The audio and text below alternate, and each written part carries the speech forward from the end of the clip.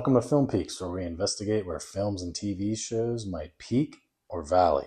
Today is the first actual show review that I'm going to add to the channel. I'll keep my review spoiler free until the end, where I'll show my score and just go over some thoughts that I have. I thought I'd start us off with a banger. I don't think it's any secret that this show is highly regarded, especially after the whole Breaking Bad review bomb feud that we had going on. The show is A Knight of the Seven Kingdoms, the next installment in the Game of Thrones show universe. It takes roughly 80 years after Hot D and about the same before the events of Game of Thrones. We follow Sir Duncan the Tall and his squire Egg as they go about some grand adventures and find out what it means to be a true knight. One plus about this series is that each story is its own contained novella. There's no risk of running out of source material this time around, so each time, if they do follow one novella per season, we will be granted a concrete ending.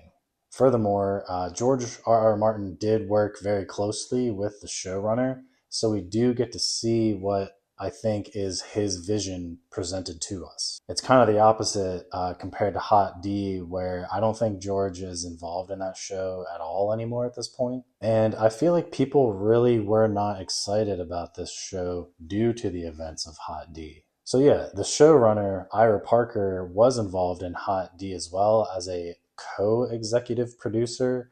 I'm not really sure what that role entails, but he has been involved in some other shows with some decent ratings, so he's been around the block enough. I think it's safe to say that he does have a good working relationship with George R.R. Martin, and it really shows throughout this series. Speaking of working out really well, the casting for this show was pretty much perfect. Peter Claffey is Dunk. Now, most of what I hear is kind of that they found this rugby player that turns out can act. But he has been in some other things like Vikings and Bad Sisters. So it's not exactly his first role, but he is perfect for this role. And Dexter, Soul, coming off of things like Hunger Games, was also a perfect choice for Egg. The two play really well off of each other. The budget per episode for A Knight of the Seven Kingdoms is supposedly around $10 million, and compare that to Hot D's $20 million.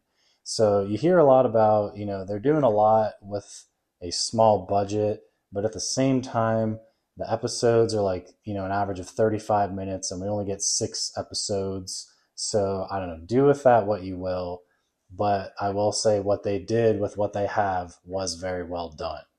And with that shorter runtime per episode, I was left wanting more every single time. Even from the start, the show differentiates itself from other Game of Thrones shows.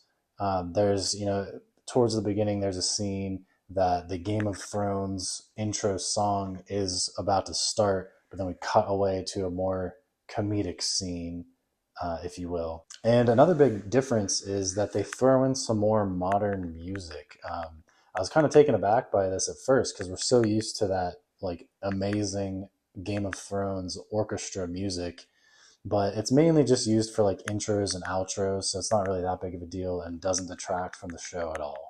It could be a budget thing, I don't know, but it's fine. Because there was one episode from A Knight of the Seven Kingdoms with a 10.0 rating, I'm sure you've heard about this. There was kind of like a review bomb war going on with Breaking Bad because it took Ozymandias down from having a 10.0 for the last like 13 years. Breaking Bad fans review bombed A Knight of the Seven Kingdoms to get that score down. So then in retaliation, other people review bombed Ozymandias. The context here is pretty important because Ozymandias closed the loop on Breaking Bad after several years of build-up with some masterfully crafted writing. And I won't go into detail here, but the episode from A Knight of the Seven Kingdoms also had some phenomenal writing here. It didn't have that, years of build-up though. But it's important here because, in today's day and age, it's just kind of refreshing to have that level of good writing. Does it deserve a 10 out of 10? You tell me, but either way, The behavior of review bombing each other is a little bit of a jobless behavior, if you ask me. But I did feel like I was back in those early days of Game of Thrones when those early seasons were just peak TV. The dialogue in the show is just so well done. There's a lot of times where a character might be talking about a certain subject or thing, and just for an example, someone might be saying like, "Oh, I hate that dog," and then the next scene will cut to a dog being in focus. That's not something that actually happens, but just as an example. But I really like those scene cuts. And this show actually really benefits from having Game of Thrones and Hot D already. It is a much, much narrower scope, but we already know the world and most of the lore of Game of Thrones and Westeros as a whole. So it's they can do a lot in very little set pieces. It's basically a man joining a jousting competition in a very small town, a not very well known area, and that's kind of it. And speaking of jousting, what is the last jousting movie or TV show that you can think of good quality? What comes to mind for me is definitely A Knight's Tale, and I don't think there's much outside of that. But as we see Duncan progress throughout the show, it's just kind of refreshing to see him. He's not a hardened combat knight, and he kind of makes his way through everything simply by being a good dude, what it means to be a true knight. And having Egg come along with him, their chemistry together is just so good. They really complement each other's weaknesses, where Dunk being the tall, strong guy, and Egg having a lot of knowledge about the realm, and he's kind of the brains. Also, I personally like how this show is weekly. I have time to digest, I have time to talk about it, people have time to catch up. I'm not pressured to binge watch the entire show to avoid spoilers. And I think it keeps people talking about the show for longer. They're already working on season 2, probably to film as much as they can while Dexter is still young. And I know they have a bunch of seasons planned, like the whole lives of Dunk and Egg. But I don't really want to think that far ahead. Who knows what could happen? And anyways, like, it is definitely worth watching. If you're still on the fence, if you somehow haven't watched it, go check it out. If you've made it this far, I'd just like to thank you so much for watching. Check out the Film Peaks app. It's on iOS and Android. It's free. I'm about to hit the riff section where I'm going to show my score and give some thoughts about the events of the show. All right, so we're hitting the riff section. I'm about to pop up my score here in a few seconds. This is your last chance.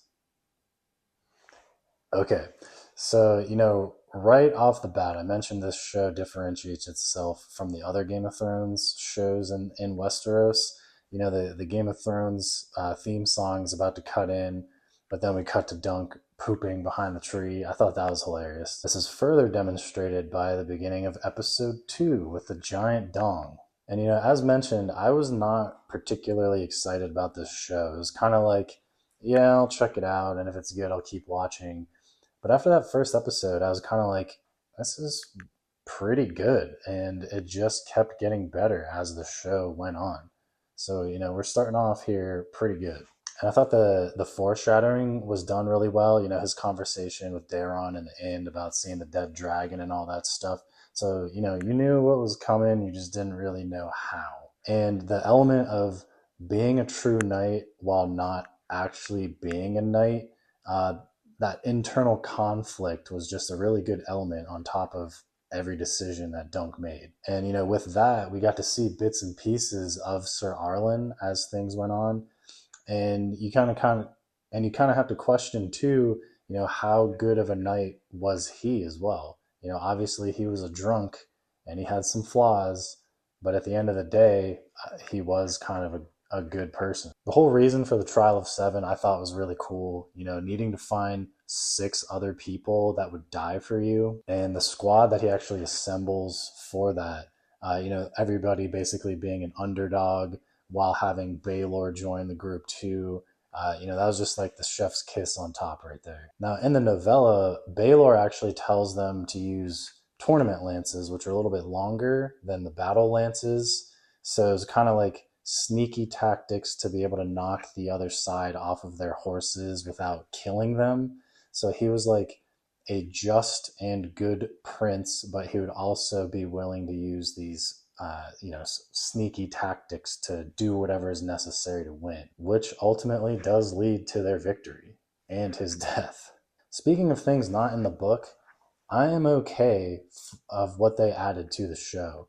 That flashback in episode 5, In the Name of the Mother, it gave us that glimpse that I think we needed to see what Dunk was like in his early life in Flea Bottom, because that is ultimately what lets him win during the fight at the Trial of Seven.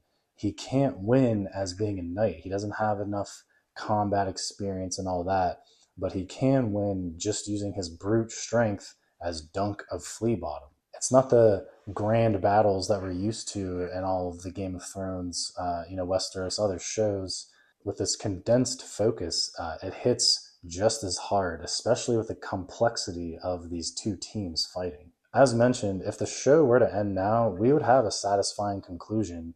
Because we already know all of the Westeros lore, we know that Dunk and Egg go on all these other grand adventures. That's the benefit of each of these novellas being a self-contained story. But damn is George good at building these complex situations that explode into vast consequences. With Baelor dying, the realm is stripped of having an actual good and just king, and it's just going to spiral into chaos again. And I don't think it's possible to not compare the send-off for Sir Arlen at the end to Paul Walker's send-off in Fast and the Furious, where he has his final exit off the highway. But I think it's earned here. So what do you think? Does this show deserve as high regards that it is getting? I think it does. Let me know what you think on the Film Peaks app. It's on iOS, it's on Android, it's free. If you've made it this far, I would just like to thank you for watching, and I'll see you at the top.